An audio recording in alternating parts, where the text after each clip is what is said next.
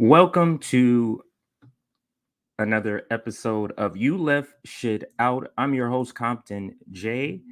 And today we're coming a little bit early than normal because I don't know, feel like this topic is going to go longer than normal. Actually, let me adjust this here to be better. All right, so there you go. Um, let's first take care of all of the, housekeeping. Welcome on to our viewers on Rockfin. Thank you for joining us today. I will try to read your comments on screen this time. Welcome to everybody on YouTube, on Twitch, and Twitter. We're on and like this video, share. We're trying to reach 15,000 subscribers by April 1st, which is our 1 year anniversaries. Believe it or not, we've only been around not even a year yet.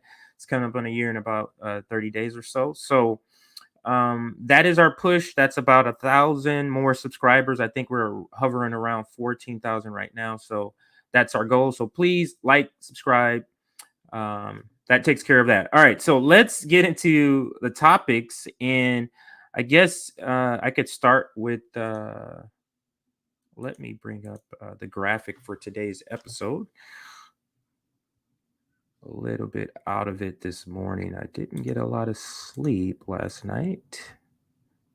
Daughter was up, so here. Okay, so here goes the graphic. Let me share my screen here.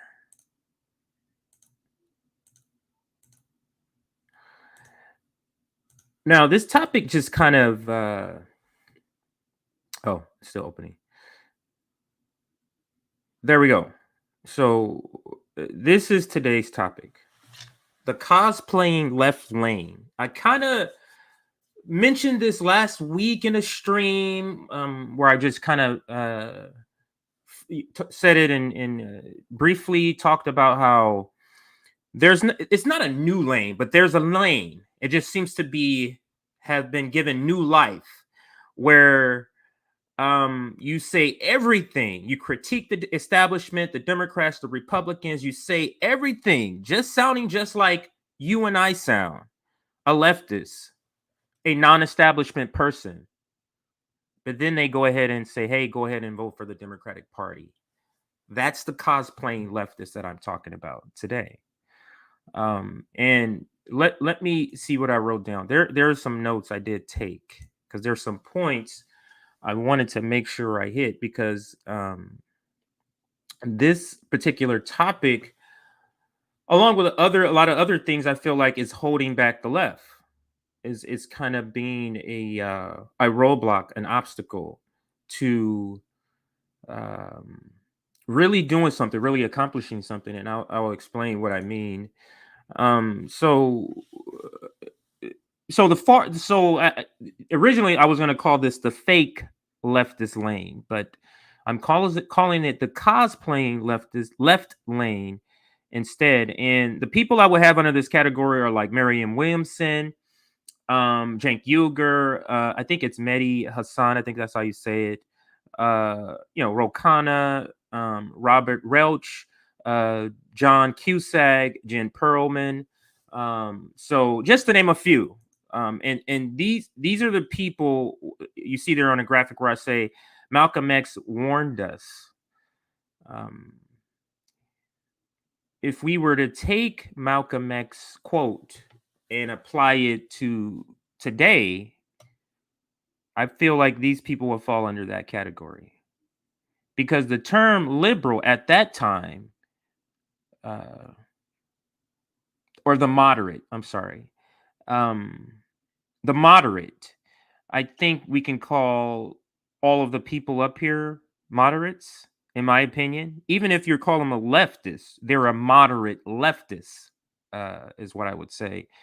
Even if we're just being generous. So I feel like if we were to apply it to today's terms, there's a lot of people that would fall under this category. The entire Democratic Party would fall under this category of the moderate, the white moderate that Malcolm X warned us about. The Congressional Black Caucus, would fall into this category. And that leads me to this point here. White liberal no longer literally means a white person, in my opinion. It's the concept. For example, Barack Obama upheld white supremacy, and he's black, or he's half black. So you don't have to be white to do that, and that's why you also see Mehdi Hasan on here, and Hasan Piker. I'm not sure if he's white or of mixed ethnicity. So yeah, so let me look at my next point here. There's a couple of points I wanted to make.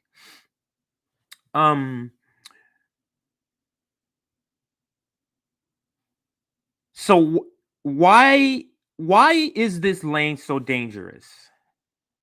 That would be, I guess, the number one question. Why is the cosplaying lane so dangerous to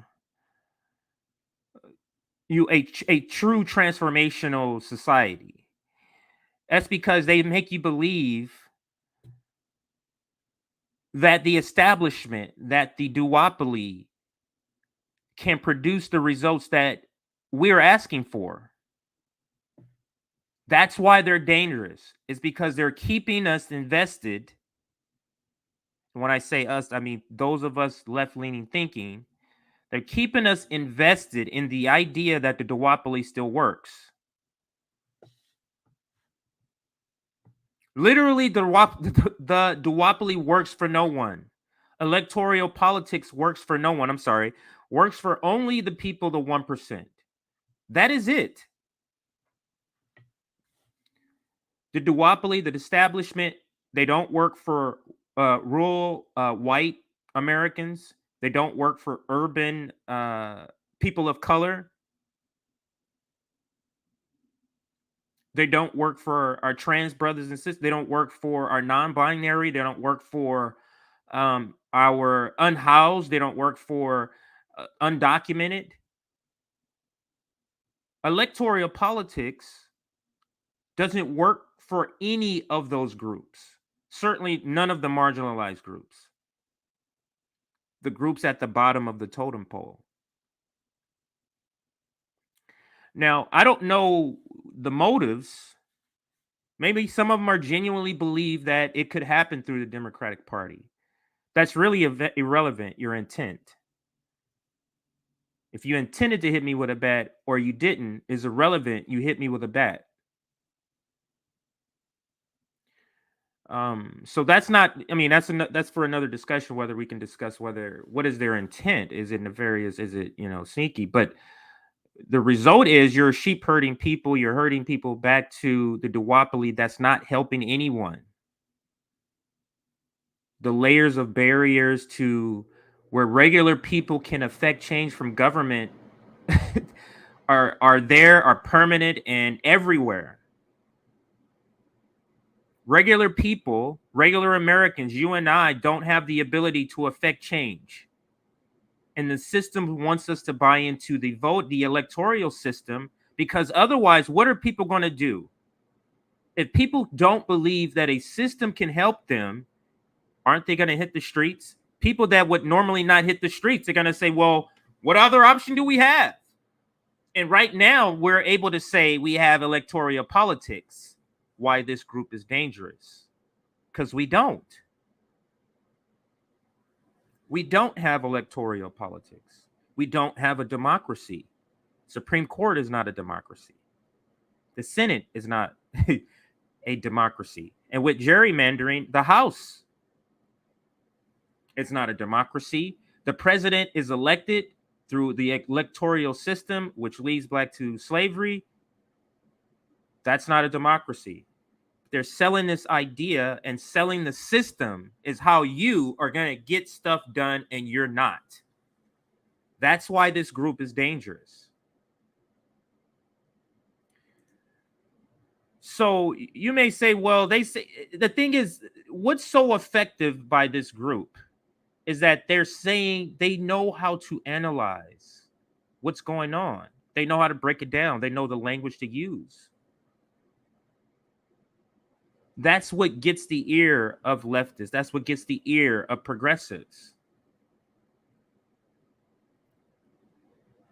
And you bring them in and you build them up. Oh, this person, yeah, they're on board. And then you go, so this person has built up trust through tweets, through being on social media, appearances, build up trust in left media with all the right critiques, just to pull the curtain and go, hey, there's a Democratic Party back there. Let's go. Very effective, very dangerous. Now, so then I guess the question becomes, I'm jumping ahead. Maybe let me make sure I don't want to jump ahead. Now, I wouldn't necessarily say I hate the people in this lane, because frankly, the people in this lane a lot of times or sometimes or whatever word you want to use, however much you credit you want to give them for, a lot, some, they say things that are accurate. Like I said, this is part of the game, being accurate about the critique of the establishment. So that's good. It's good to do that, to get that idea, those ideas out there. But they build this trust up in people that believe in these ideas. So what do these people do? They trust these people when they say go vote for the Democratic Party. Oh, okay, well, yeah, this one last time, the 50th time in the row. This one last time, the 50th time in the row. We have to decide. We have to decide when to say enough is enough. I'm going to go to a couple of comments here before I get back to some other parts I do want to break down about this topic. Let me make sure I'm not missing anything. Oh, so it goes with this point. So I'll add this before I go to comments.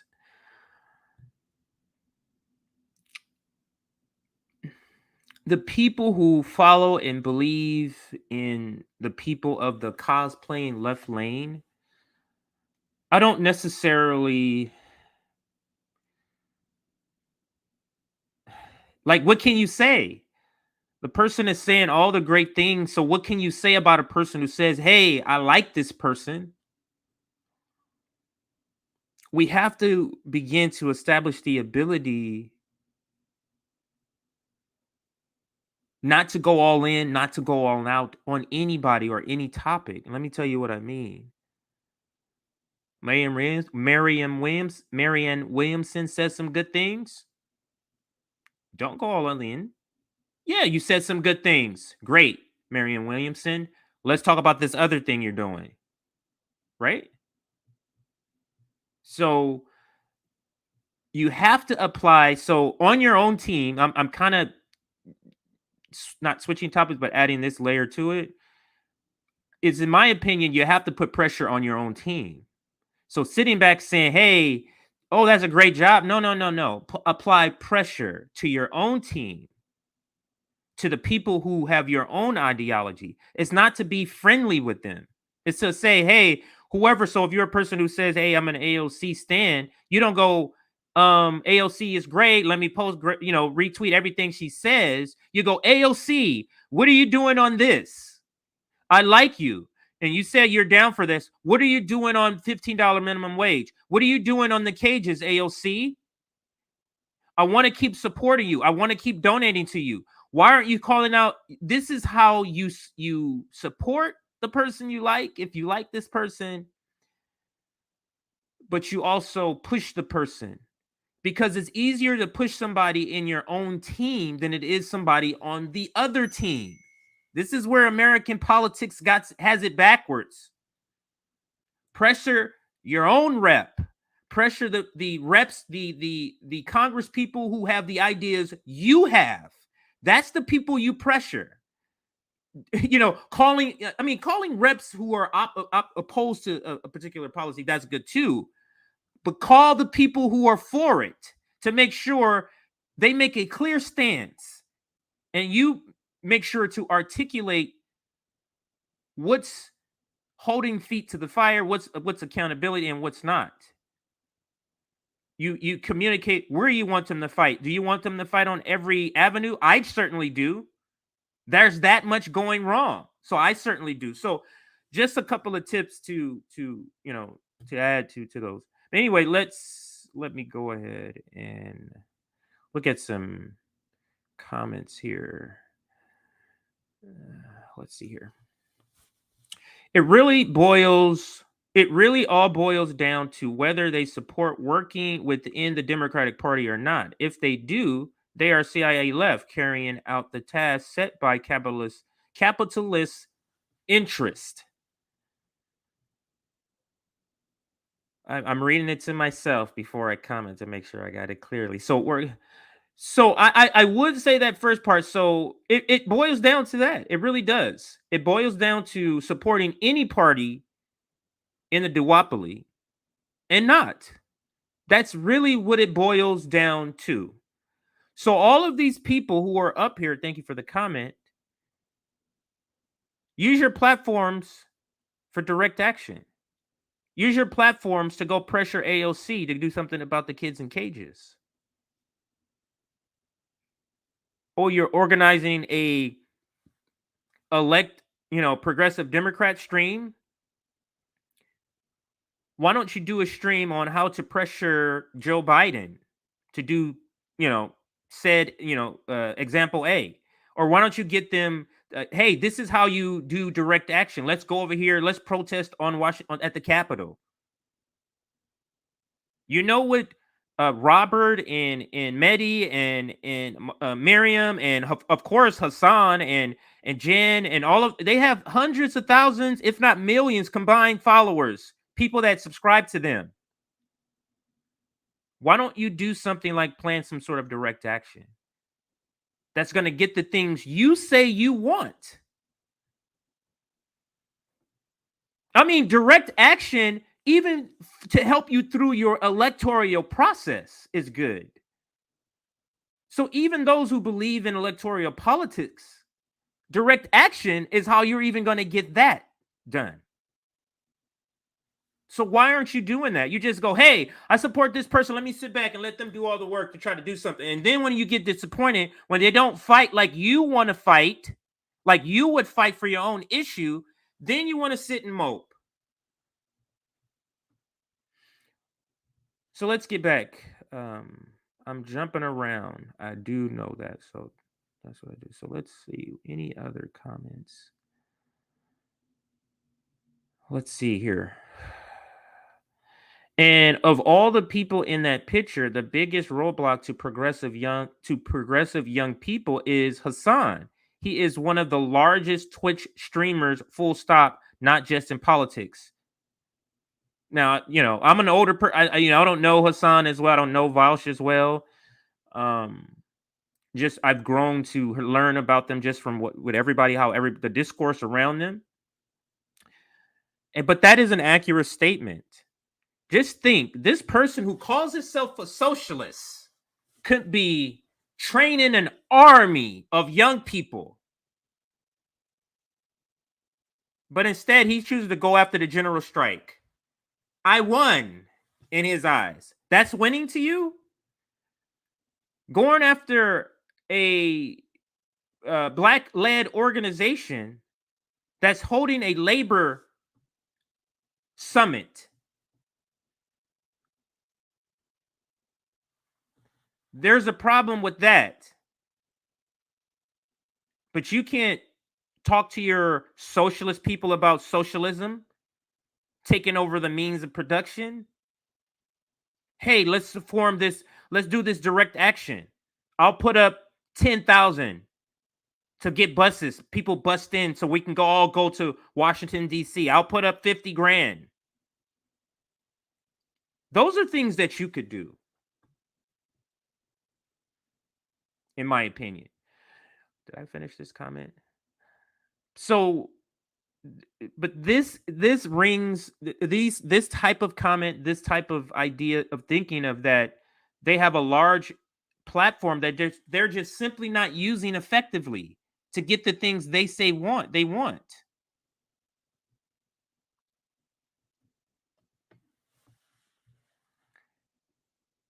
AOC right now could get several thousand people to show up to the Capitol to protest anything she wants.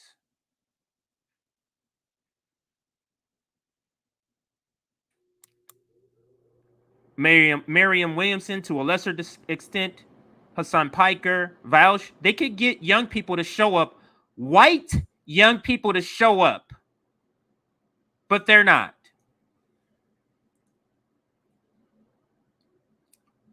Let's see, I think I saw a super chat. Yes, he is absolutely cringe. And people forget he's part of the Clinton machine. That guy. Let's see where that super chat is. Right here. Ever wonder what the 100K he raised for the strike fund went to?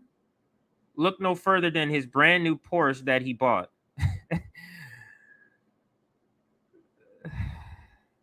So Hasan Piker has young people, young white people, which is very important, believing that socialists who have this money go out and buy Porsches instead of personally organizing, not donating money, which is good, but personally organizing events.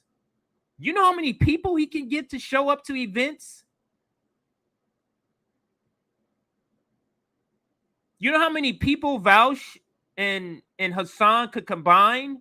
Hey, let's get people to come out for Breonna Taylor. Let's get in the streets. White kids, this is what socialists do. Show solidarity with our people, with our comrades. Get in the streets. Let's go. Instead, let's go play some video games and buy Porsches.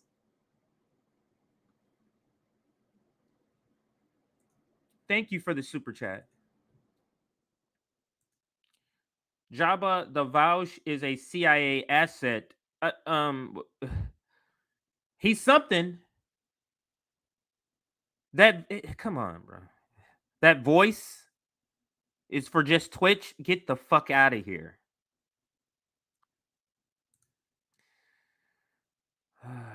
I've never heard of a socialist being pro NATO. That is so absurd. And this is the danger. This is the danger. You have these people cosplaying the left. So you have people who are aspiring to be leftists, people who are saying, I want better things for people, I want to be a more humane society. And these people are saying some of the same things. Let me look to them. Oh, they're saying go to the Democratic Party.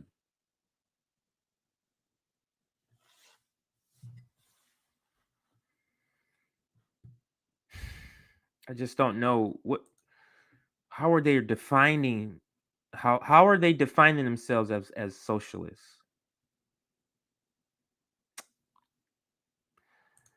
Hasan, a neoliberal joke. HS, a younger version of he's just a maybe that's what that he's just a younger version of Jank. That is true.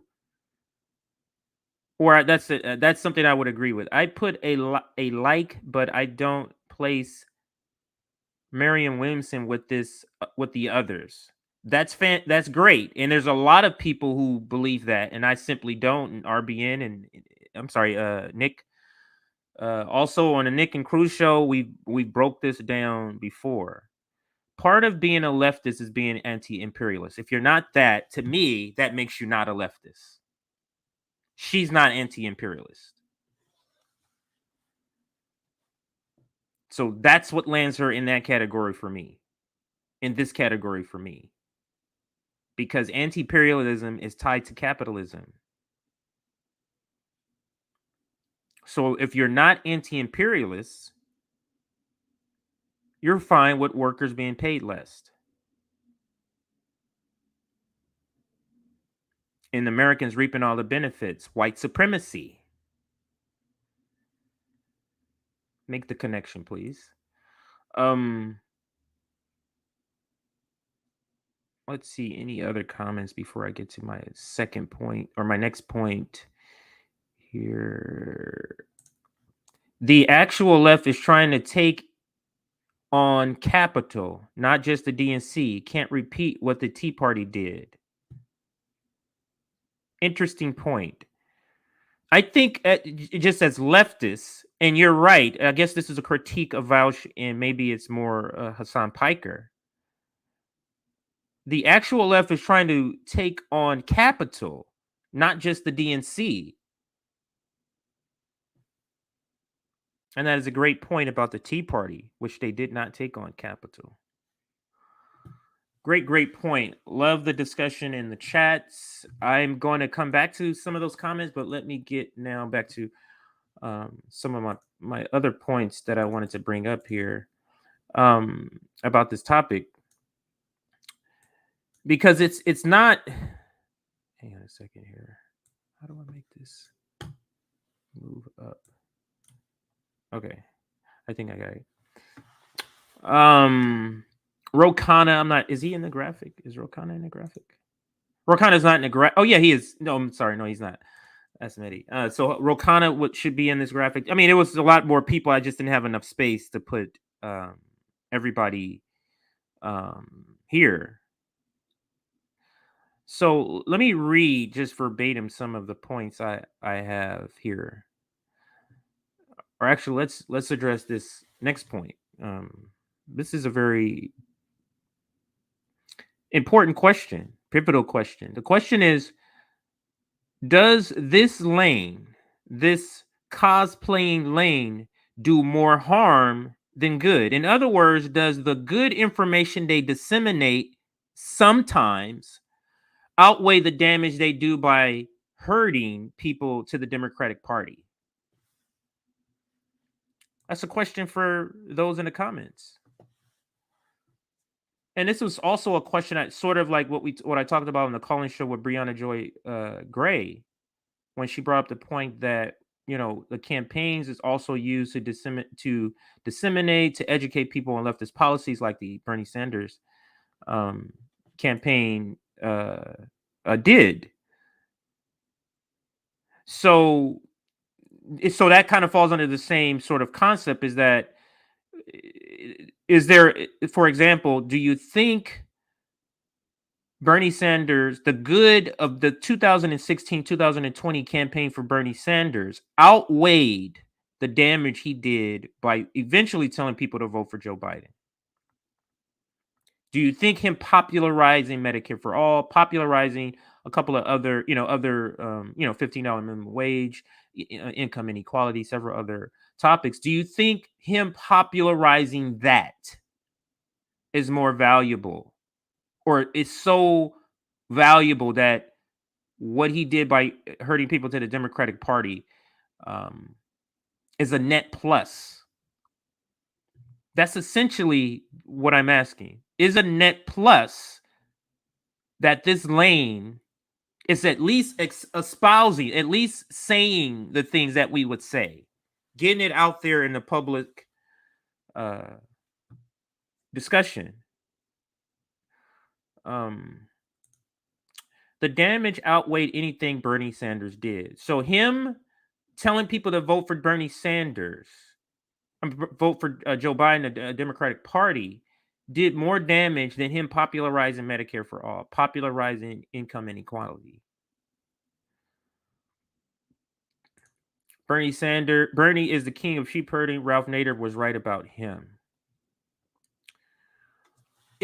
So I'm doing a third party. So I'm gonna, because I came up with an idea. I would love to have Dr. Jill Stein and Ralph Nader on the third party summit that we're going to be having March 18th, 19th, and 20th.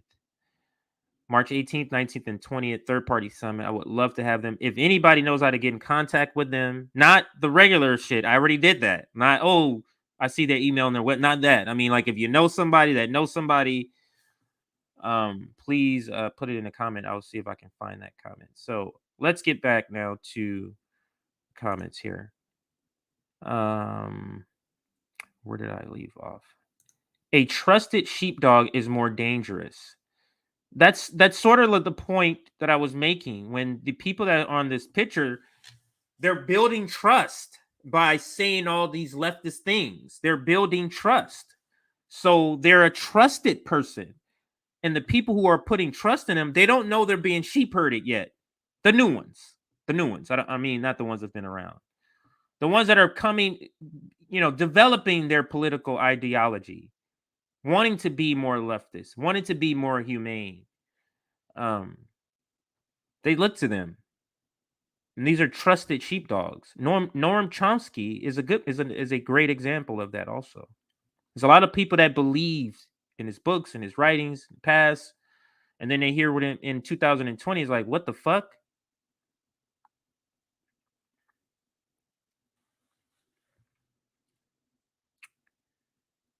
One thing you notice, there's not one person on here who makes less than 30,000. And the point that I'm making, rich people can afford to cosplay. Poor people can't afford to cosplay.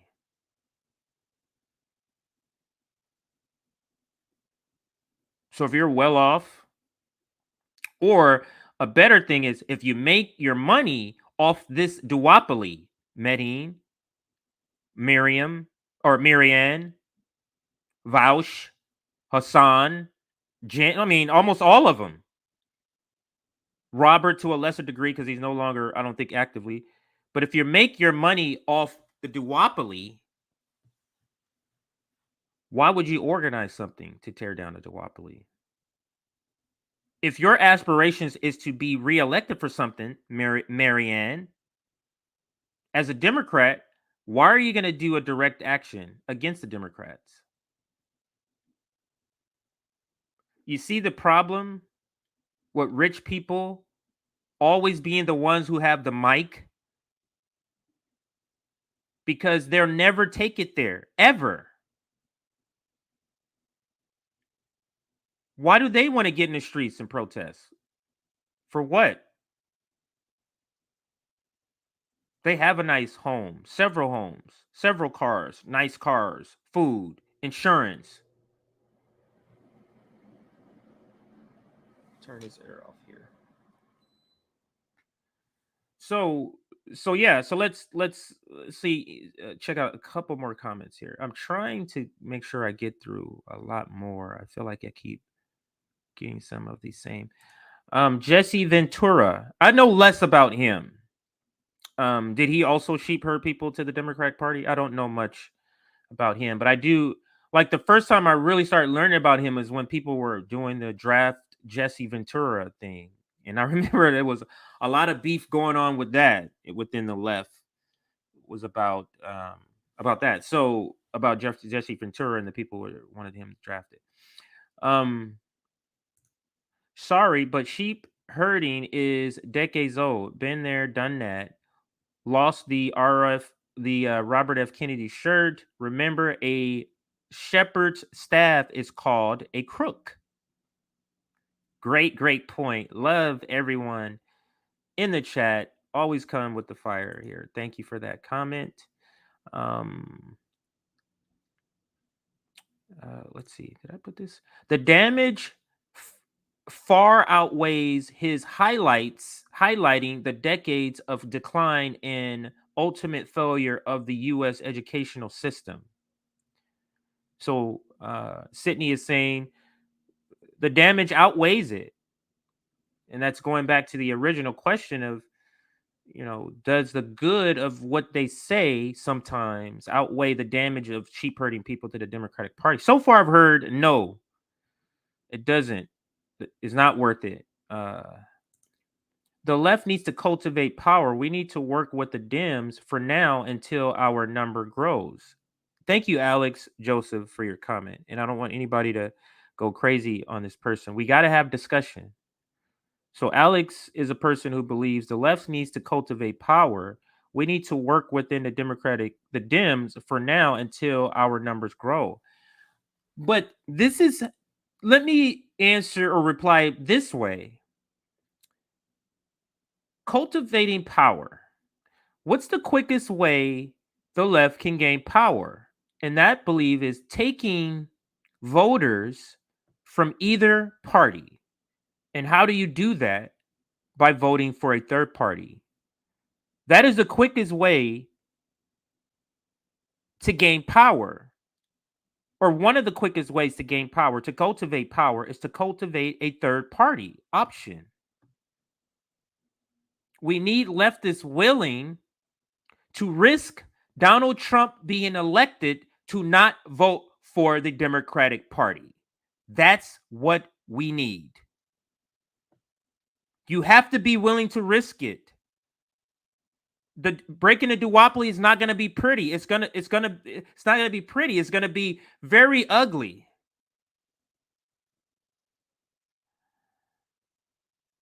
So I disagree. I think that trying to build power through the Democratic Party is the slower way to cultivate power. And we're seeing it with the squad, with AOC's pivot. Look at her approval numbers.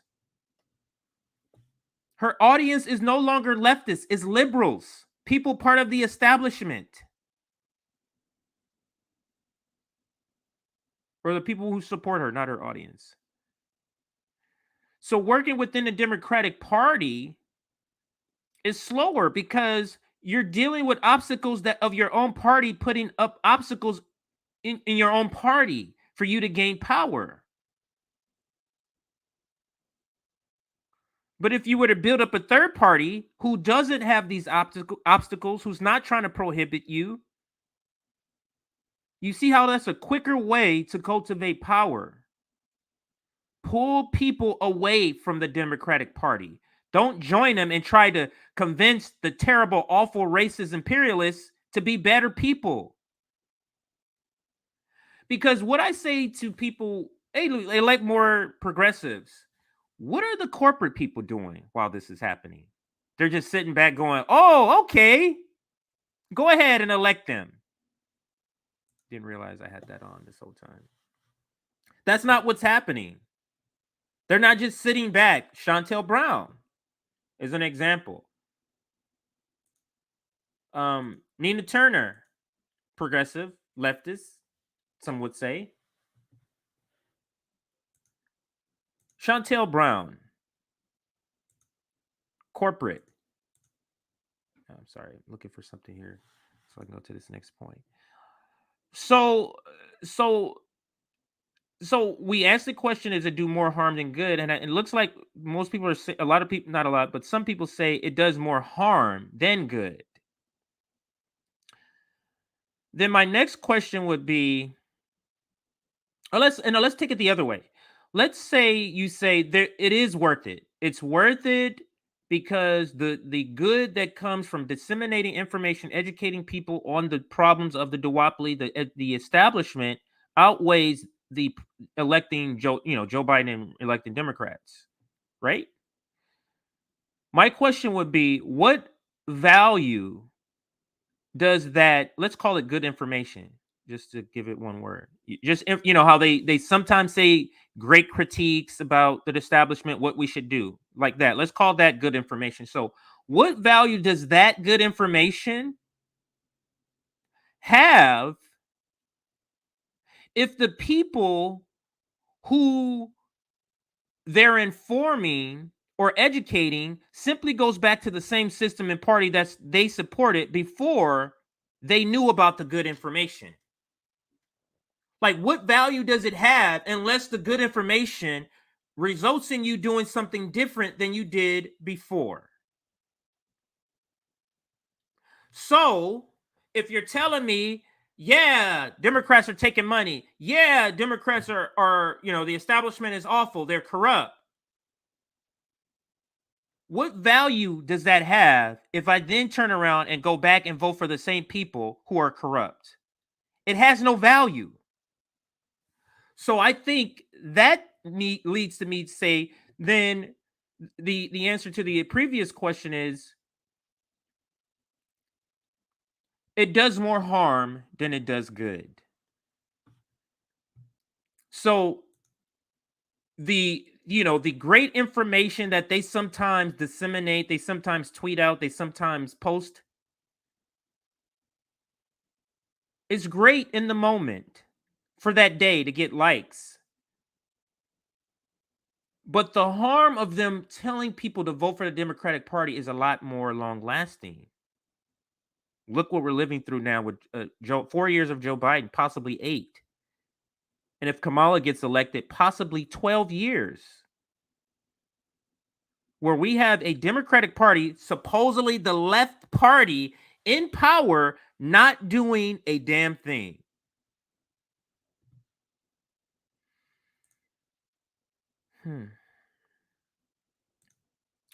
What value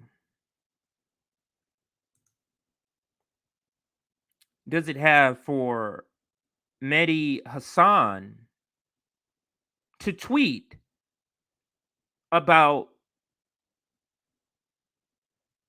the apartheid state of Israel if he's just going to tell his viewers to go vote for the Democratic Party who supports the apartheid state of Israel? You get it? What value does him saying that the United States supports the apartheid state of Israel and look at all the bad things they're saying if you're going to tell me to go vote for the Democratic Party who supports the apartheid state of Israel?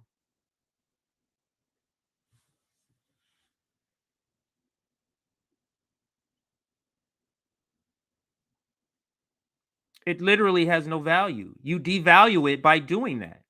It has great value until you tell them to go vote for the Democrat. What Bernie Sanders did? This is a great example. What Bernie Sanders did, popularize Medicare for all. What value does that have? If the vehicle by which we're trying to get it is a Democratic Party who is against the idea of single-payer health care. It has the value of us being able to talk about it. It has the value of us being able to, try to have marches about it. But what value does it have in actually getting accomplished if you're telling people to go vote for the party that's against the very thing you're talking about?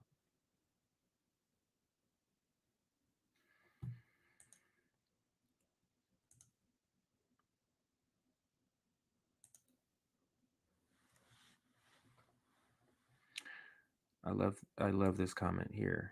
We don't support Israel. We are Israel. Love that comment.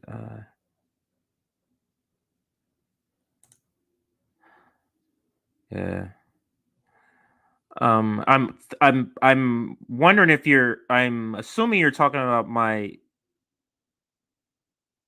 the corporate money requirement.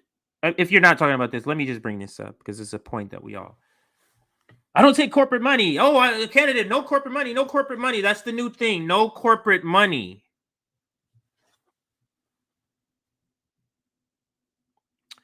But your boss takes corporate money and the team you're joining takes corporate money. So what value does it have that you don't? Because you're going to go in on the Capitol and take orders from people who take money from corporations. So you not taking it literally has no value at all in this system. You not taking corporate money running for the Democratic Party.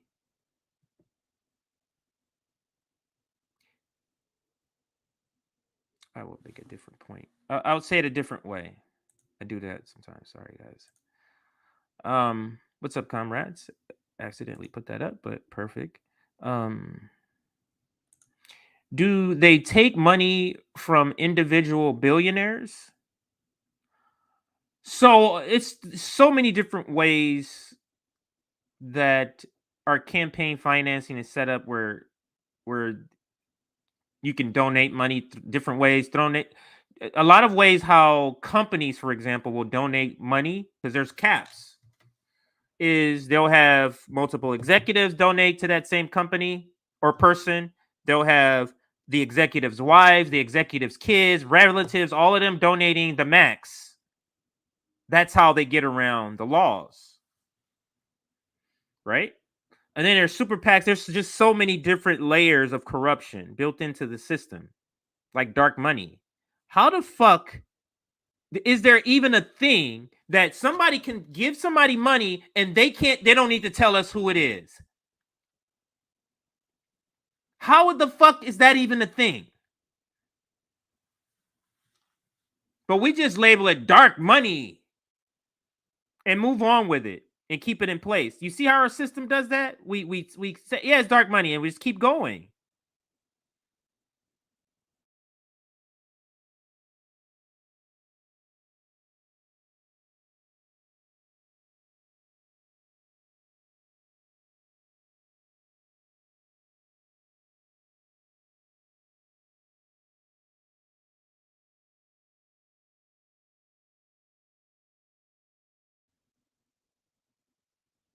All right, I think we're back.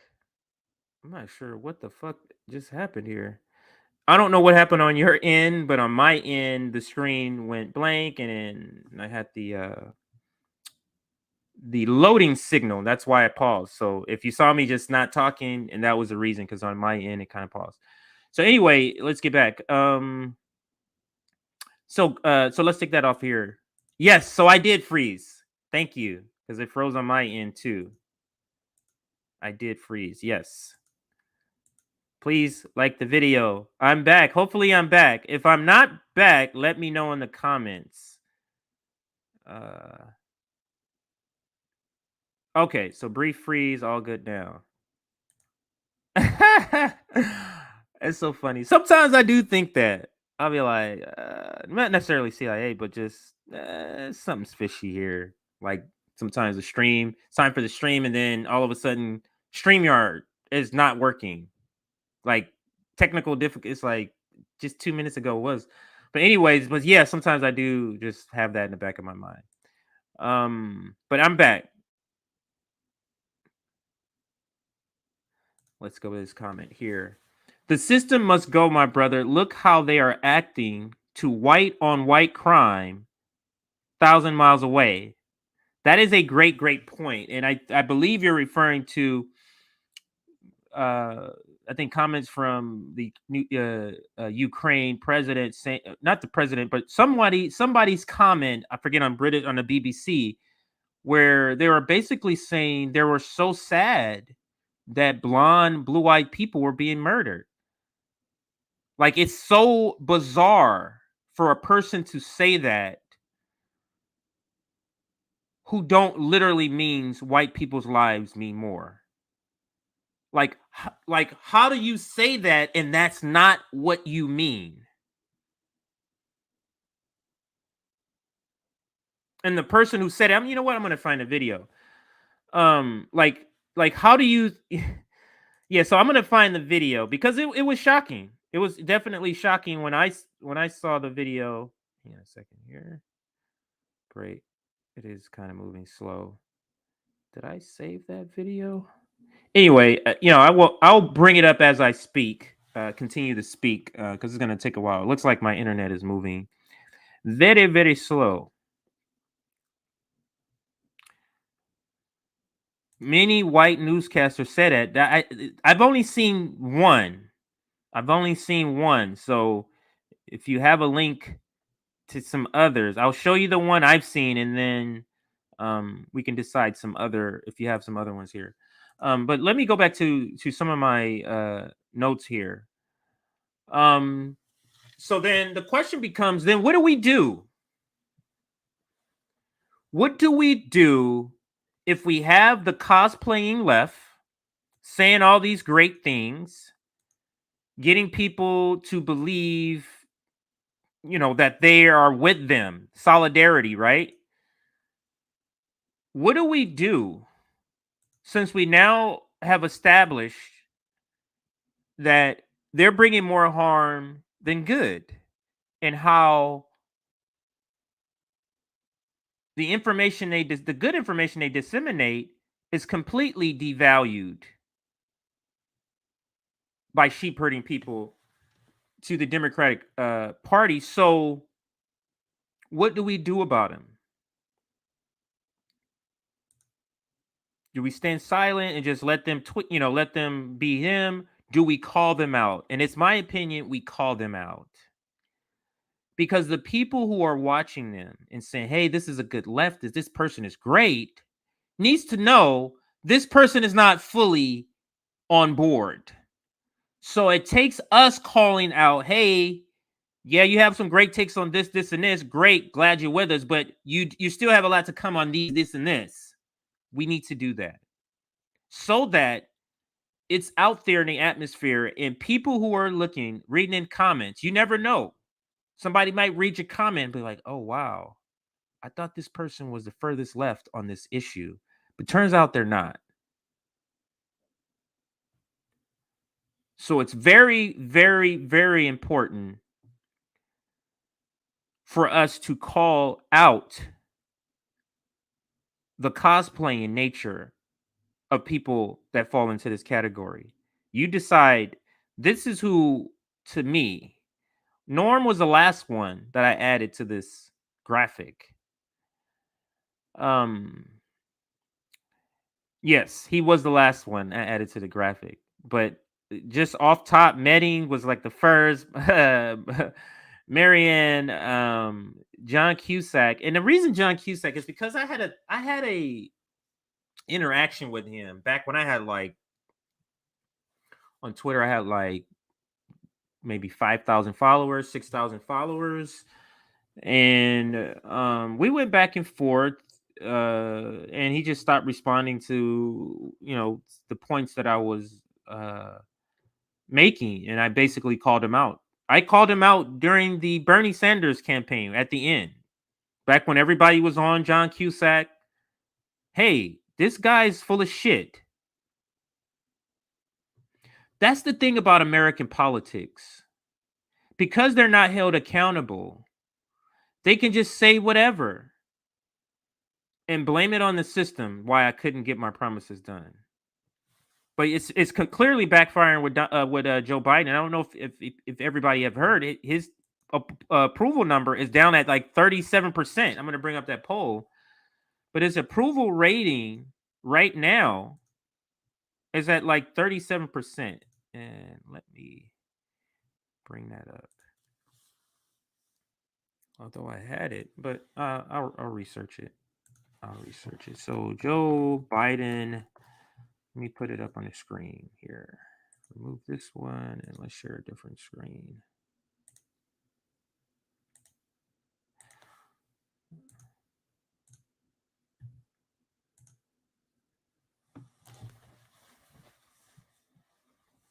Oh shit, I forgot what I was just about to look up.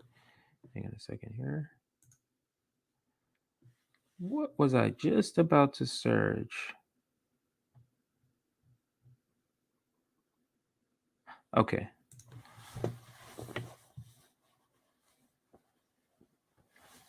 Joe Biden's poll numbers. Thank you for that help in the comments. So let's look at some of the articles here. And it's some of, you'll be surprised how some of them are even the title. But let's try to find more left-leaning outlets to read, because some of this corporate framing is going to be too much for my eyes and ears to see and hear. So let's see here. I thought there was a couple of leftist organizations that did something on it. Yeah. So let me just pull this headline up. So right now I'm just going to cover some like headline breakdowns. Sorry, I'm going off. But this is clearly neither Biden nor Trump has their party's full support. This is clearly bad news for Biden that he doesn't support. So what do they do to soften the blow? They go, "Oh, both of them don't. Both of them don't." That's what they do. When really the news is that Joe Biden's terrible. So just wanted to point that out. Let's go to who. You know what? Let me type in Joe Biden, 37%. Maybe I have to narrow it down a little bit. Okay. Guardian. I think that was the one I was looking for. I think that was the one that I saw earlier yesterday. So, leaders lead. Oops. Leaders lead during crisis, White House says, as Biden polling plummets. This is from Sunday, so 2 days ago. My wife's birthday actually was the 27th. Press secretary promises optimism in face of war and inflation, despite worrying post ABC polls 2 days before the State of the Union. Right. So let's see. Let me make this a little bit bigger, since everybody's reading along with me. I think that's good. Now, this is by Martin. Martin is the one who wrote this article. I want to make sure I shout out the writer. So let's look at this here. 2 days ahead of his first State of the Union address, with war raging in Ukraine and inflation rising at home, Joe Biden's approval rating hit a new low in a major U.S. poll. The survey from the Washington Post and ABC News put Biden's approval rating at 37%. The 538.com poll average pegs his approval rating at 40.8 overall. Biden's predecessor, Donald Trump, had historically weak approval ratings throughout his presidency, but ended it, according to 538, at 38.8. This is so 38.8. I'm assuming that they're saying their overall. I'm assuming that we're comparing 48.8 versus 38.6 and not the 37 number. So, Jen is Psaki, right? The P is silent. Jen Psaki, that tells you how often I say her name.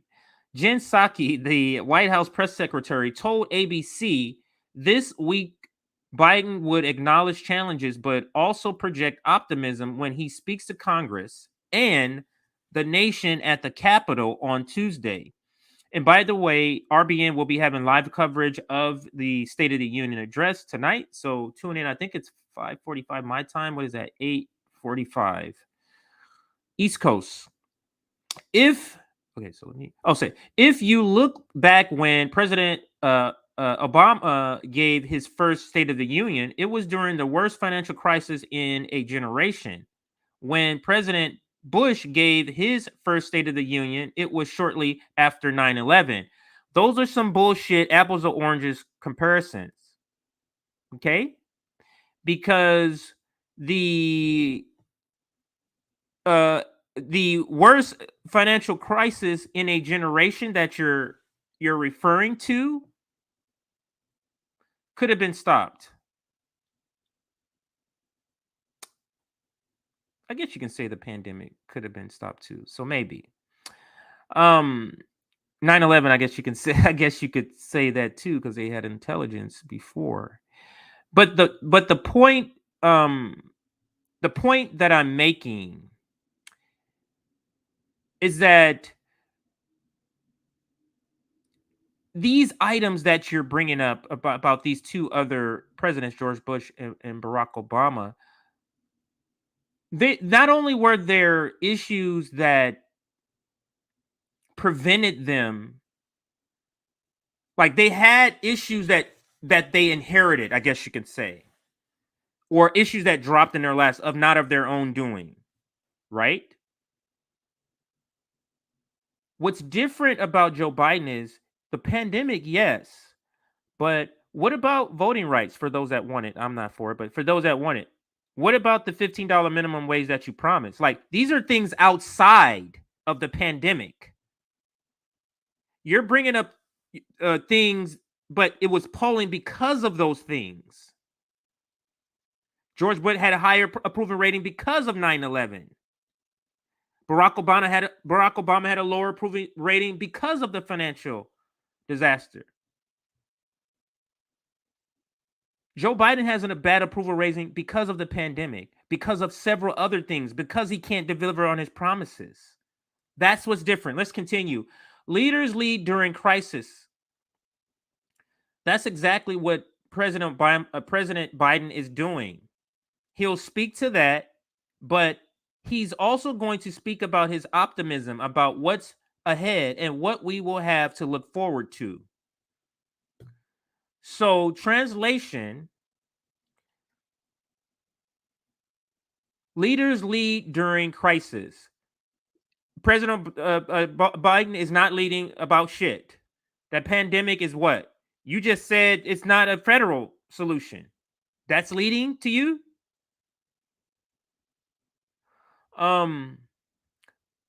This made up manufacturing of this bullshit Russia Ukraine instigating this whole shit. Let's continue. The Post ABC, that's Washington Post, poll found that 55% of respondents disapproved of Biden's performance, with 44% strongly disapproving. 55% respondents disapprove. That means for it to cross 50%, that means there's people who supported him in 2020 who are now saying, you full of shit. With 44% strongly disapproving, that is a high, strongly disapproving number. Very high. Partisan divides were evident, with 86% of Republicans and 61% of independent disapproving, while 77% of different. Hang on, let me read this again. With 44% strongly disapproving, partisans divides were evident, with 86% of Republicans and 61% of independents disapproving, while 77% of Democrats approve of Biden's performance in 13 months in office. You see, I'm just going to point this. I don't like the framing of partisan divides were evident, and then you include independents in that same sort of sentence. I don't like that particular pairing there, because independents are not partisans, and they're disapproving at 77%. This is the sky is falling number for Democrats, for Joe Biden. This number here. This is the white suburbans that they always cater to. They fall in this category, and this number was a lot lower.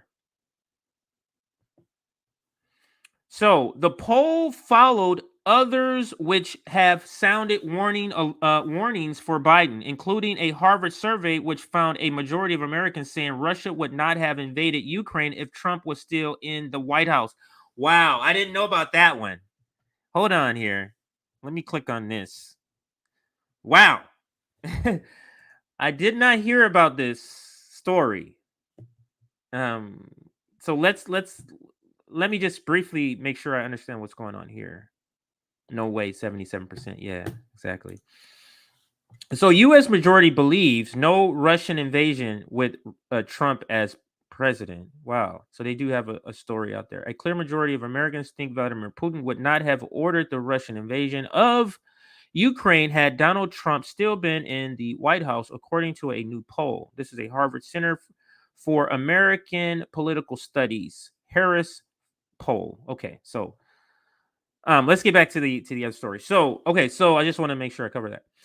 Biden faces strong political headwinds as midterm elections looms. The party in the White House usually suffers in its first midterm contest. According to the Post poll, 50% of Americans want Republicans, the party whose supporters attacked Congress on January 6th, to take control. That is astonishing. I'm glad this the person who wrote this pointed that out there. 50% of Americans want the party whose supporters attacked Capitol Hill on January 6th. Half of Americans want that party in office. You know how bad the Democrats have to be for there even to be a neck and neck race with the Republican Party. For there to be a neck and neck race, even now, for there to be a neck and neck race against Joe Biden and Donald Trump, the one who wants to end democracy, the one who grabs women's vaginas, the one who's racist, the one who's doing back end deals and making money off his office, off the presidential office openly. You can barely beat that guy? How is there even a choice of lesser two evils? Why isn't it that just the Republicans are evil and the Democrats are just good? And there's not this lesser of two evils. The Democrats could win every single election if they just did anything. Here's 3 things Democrats could do to win every single election. Single payer health care, $21 minimum wage. I personally think it's larger, but let's just give them that. $21 federal minimum wage. There's one line. Oh, what was the other thing I had written down? Oh, let me go to my notes then, since I can't remember. So healthcare, $21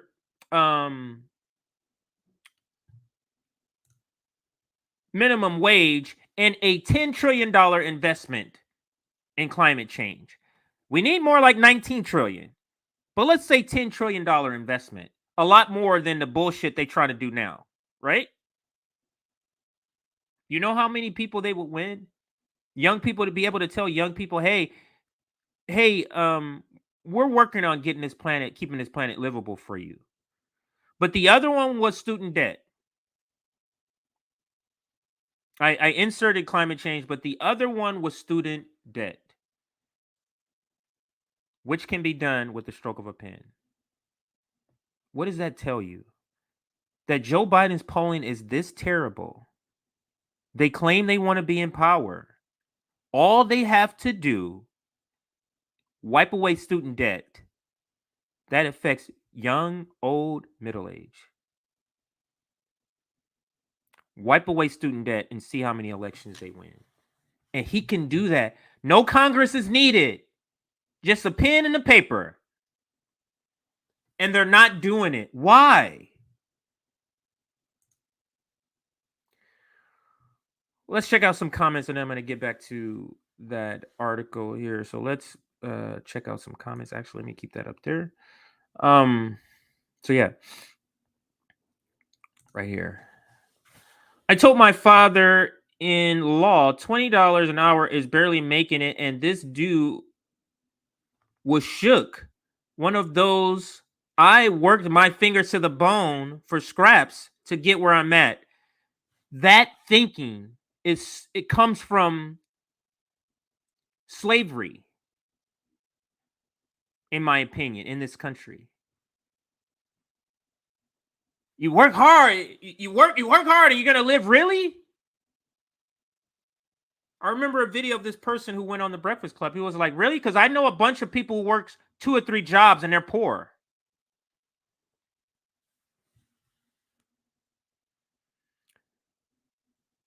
But it's the idea that we're conditioned to be okay with, I'm going to work my ass off for garbage wages because that's the process. That's how we do it. Like, we're trained, we're conditioned to believe to be okay with that.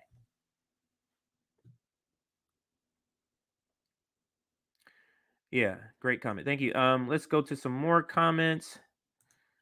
Biden could expand Medicare through executive order during a pandemic as well. That is a great point. So let's talk about this.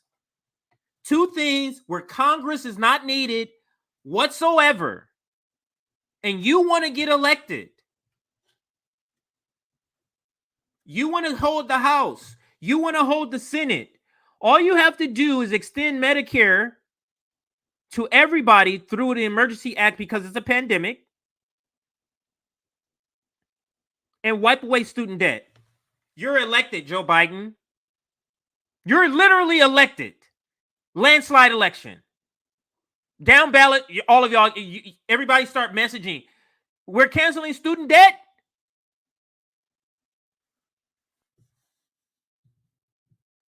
And we're giving everybody Medicare for all during the pandemic. And you watch how many people get voted back in. Why aren't they doing this? This thing that doesn't require Republicans to get on board. A filibuster can't stop it. Why aren't they doing it? And another question, why isn't corporate media asking about it? This is the job of the press. Why isn't the press asking Joe Biden? There's a pandemic. Even when Donald Trump was in office, there's a pandemic. Why aren't you giving everybody health care, emergency health care during this time? Why aren't you bringing that up?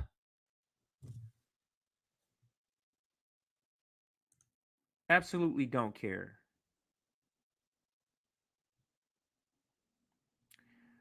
So I know I'm going off on a tangent, but I'm going to hopefully bring it back to everybody. Bring it back. But let's go over some more comments here. Don't need any trillions for climate change. All we need is to stop using the organic fertilizer pesticides and then work on getting the biology back into the soil that will solve climate change. That is a big part. Fix the app. Thank you for your comment.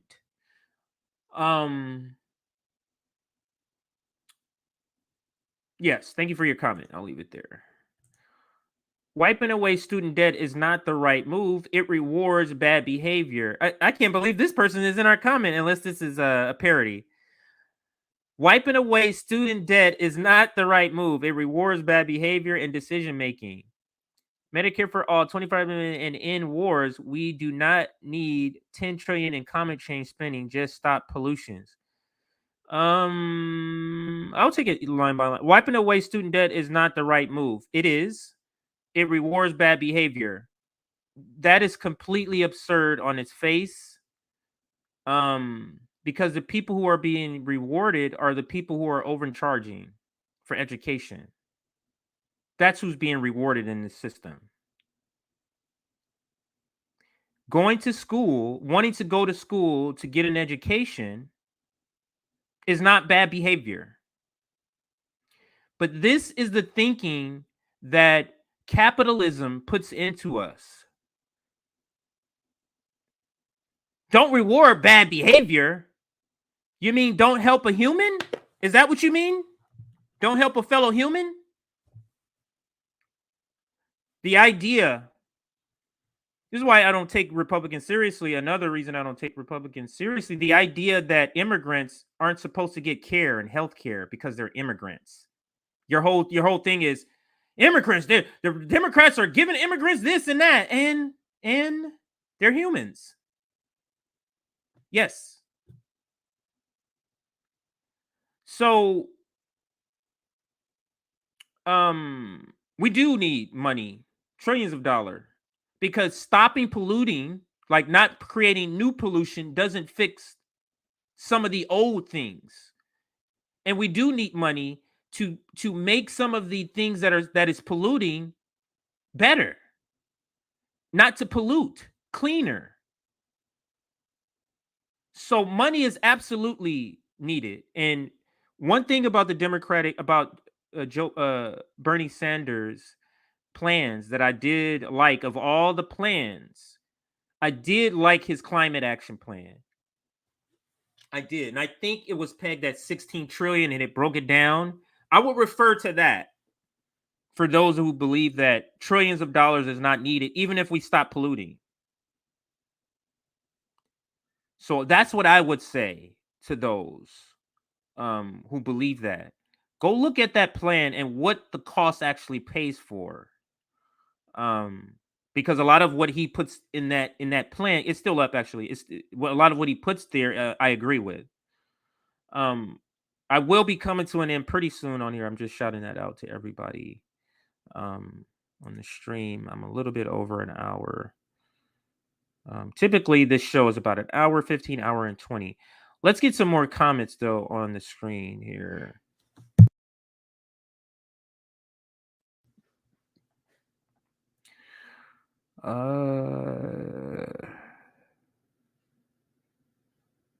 Yeah, I'm not going to bring that comment. Somebody asked me to put that comment back up. The 1% will not allow us to govern ourselves. That is a great point.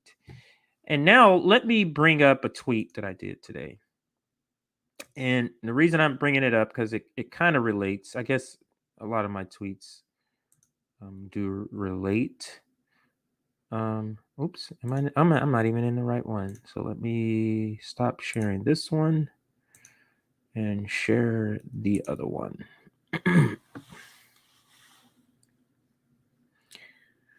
Okay, bookmarks.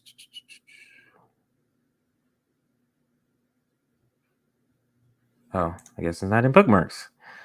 All right, so I'm here. So let's share. I'm on my page. There's a couple of tweets I do want to share as a way of going out, and maybe a video or two. Where am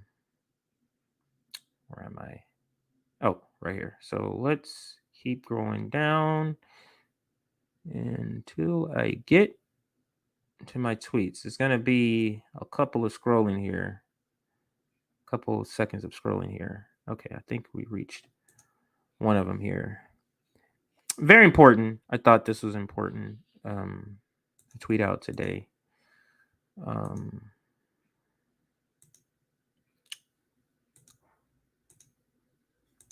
If electoral politics is your only lane of strategy, you're no friend to the Black community.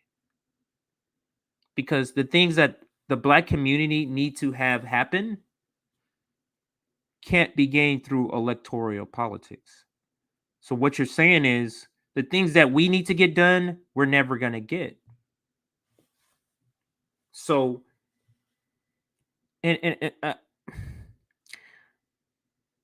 left, to me, when we're talking about defining a leftist, to me, strategy also is part of what defines leftists, not just what you believe in. If you believe in Medicare for all, but you want to gain that through the Democratic Party, I'm sorry, to me, you're not a leftist, because your strategy is not the best strategy. It's not even an effective strategy to get what you claim you want. So to me, your strategy of achieving what you want it has to go hand in hand with policies you believe in when we're talking about defining what a leftist is, in my opinion. So let me scroll down to another comment. I think it's down here. Bear with me. I retweeted a lot today. Oh, let me promote this here. Today, I think he already went on, but he had Brianna Joy Gray on, for those who caught that, because he tweeted this yesterday, 2 p.m. Eastern. That would have been 11 p.m. my time, so it has already been. And I guess that was it. I thought I had another one, but that was all of my tweets. There is a video I do want to share with you. Don't forget did I show everybody this one? Third party summit, working on it. The idea is actually it's March 18th, 19th, and 20th. March 18th, 19th, 20th. Those are tentatively the dates for the third party summit. And it's not going to be just about candidates. We're going to be having different conversations. Is a third party effective? Is going through a third party effective? What's happening with the Green Party? What's happening with the Communist Party? How do we build a stronger third party platform? How do we build more solidarity between all the third parties? So these are the types of the questions. We're having people who are against the strategy of going through the third party. So that's what we're going to have for this summit. Hopefully you're able to tune in. Inviting some of the same people we had during the General Strike Summit. So, you know, I'm going to invite like people like Bree, invited Katie Helper, Ryan, Frank Analysis, or Franco from Frank Analysis. Um, who else? Ron Placone, and so on. Yeah, if you watch the General Strike Summit, you know some of the people, but I'll be reaching out, asking for some of those same people who were at the General Strike Summit to participate with us. So, oh wow, this is one of the comments here where the good outweighs. I'm sorry, the bad outweighs the good. And this is just her take on, she's saying, suggesting we do nothing to support a country that is being ruthlessly invaded doesn't make you anti-war. Right. But you're not anti-war at all, because you're participating in some of the same propaganda. So anyway, let's continue down here. See if there's one more good comment here. This is I'm going to touch on this because it's very, very important. Identity politics says to nominate a black woman to the bench. Great. The problem is, if the black woman isn't coming with a black perspective, what does it matter that she's black? So this is Nick tweeting out about the Supreme Court pick. So, ladies and gentlemen, meet Biden's Supreme Court pick. Judge Ketanji Brown Jackson is a corporate POS that blocked a $22 million settlement on behalf of Lockheed Martin that was meant for black workers because of racial discrimination. This is a settlement. So it wasn't like she just... This is the both sides agreeing. This is what we want to do. She blocks that. Black faces in high places. The retired judge pointed to the case Ross versus Lockheed, a 2016 class action lawsuit brought forward on behalf of 5,500 black Lockheed Martin employees, as the bias for his opposition to Jackson's potential nomination. Jackson provided over the case, and Clemens said in the letter that the judge failed to greenlight the settlement that was reached, which was set to disperse $22 million to the employees. She said no. Joe Biden's pick first picks first black woman VP because she was a ruthless cop that destroyed our community.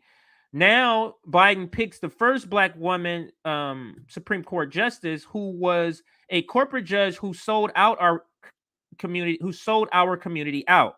Funny how the blacks who sell us out, Biden considered to be the good ones. That's actually white culture. White supremacy always elevates those ones that sell us out. The Don Lemons, the Dr. Jason Johnsons. Those will always be, even Barack Obama selling us out. Those will always be the ones that's elevated in a white supremacist society. Always. So let's now take that off. So I think I'm going to be coming to an end here. See if any last comments. I did jump around there at the end, but I did cover the main topic first. I think I fully covered it before I moved on. Yeah, I think I did. Hopefully I did. But these are topics that are always that we're going to want to have to revisit. Joe Biden loves black people who have policy positions and decisions that keep white people in power. When are we going to get past appearances and focus on decisions and policies, positions they have? Well, you see, we're rejecting this co-opted version of identity politics, because the real identity politics, and Nix covers this all the time, real identity politics is saying I'm basing my politics off of my community. But the co-opted version of identity politics is putting black faces in high places, but espousing some of the same imperialist views. That's different. So I still believe,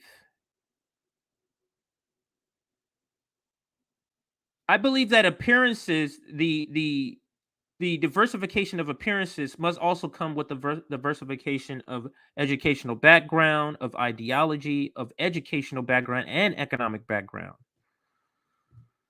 So, okay, so black women without a black perspective, that's called candoctic.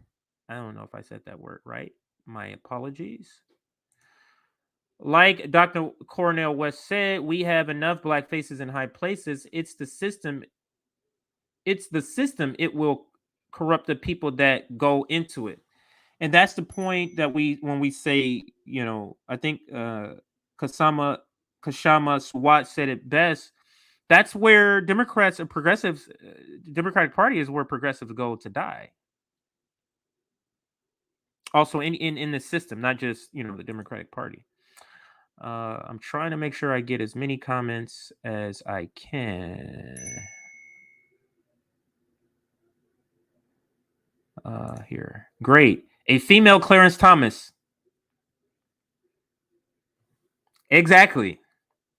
I mean, just look. So we got Clarence Thomas. We have this Miss Judge Jackson. And who else we got? We have the Defense Secretary Austin. Like, how come we don't have any Cornel Wesses in these positions of power? I mean, we know why. You have to thoroughly prove that you will sell out your community and uphold white supremacy in order to advance. You have to thoroughly prove that. So I'm going to be calling it quits right here, everybody. Thank you for joining me today. I went for about an hour and a half. It is very important that we sort of stay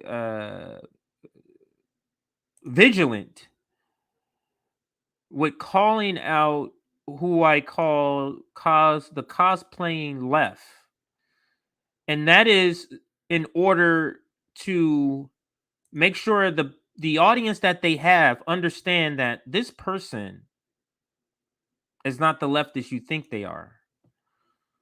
So I'm gonna end it there with that, and that's the graphic. There's a lot more people that belongs on this list. I mean, Robert top. I'm gonna go left to right. Top row. Robert Clinton Knight. Mehdi still believes in the duopoly, wants to keep that in place. Noam Chomsky went off the rails his last couple of years. Marianne Williamson, down with imperialism, war hawking. Vaush, I don't know much about, but he's terrible. John Cusack, one of those. He's like the opposite of Susan Sarandon. Yeah, that's he's like the opposite of her. Jen Perlman, not interested in hearing black pain.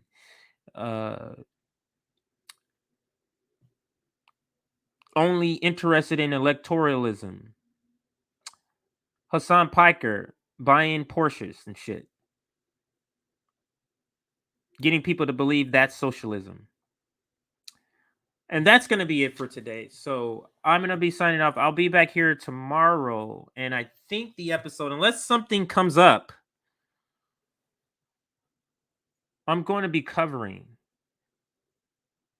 was the 2016 campaign, or was this 2016 primary campaign for the Democrats rigged? I'm going to be revisiting that topic tomorrow for the show, 3 p.m. Eastern. I may come a little early. I'll let you know if I do again like I did today. But 3 p.m. Eastern, you can catch me tomorrow. That'll be the topic. I'm going to be signing off now. Thank you for those who joined me. Thank you for those on Rockfin for watching, for everybody on Twitter. Please like this video, share this video, subscribe to the channel. We're trying to hit 15,000 subscribers by our anniversary on the 15th of April. If you could help us, we would greatly appreciate it. Outside of that, I'm Compton J, and I am signing off.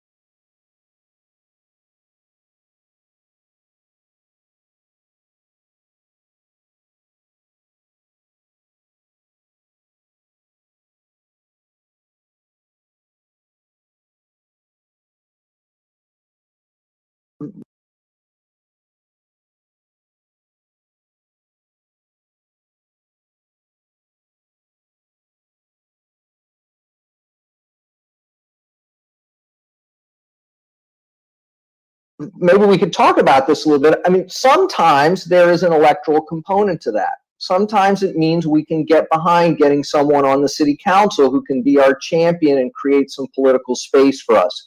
But it doesn't mean going around finding the least worst person to vote for in every election, right? It means setting a very high bar around trying to move some people from our movements into positions of power to help advance our movements. But it has to be completely strategic and driven by the big picture, not this idea that the, one more person in the Democratic Party is going to save us. I'll add to that.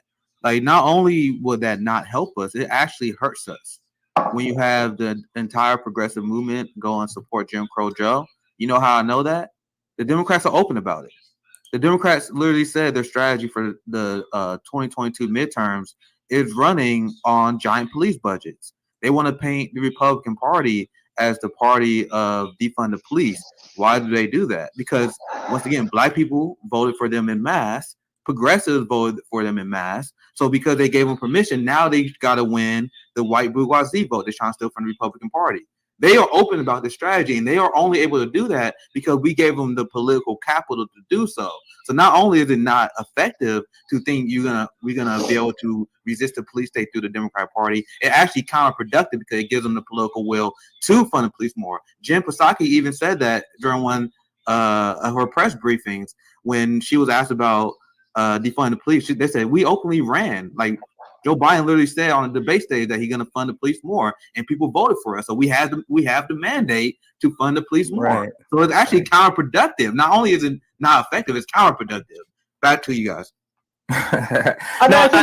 No, go ahead. I think we have to understand this with a little bit of nuance, which is just to say, yes, Biden and Harris have been primary architects of both neoliberal austerity and mass criminalization.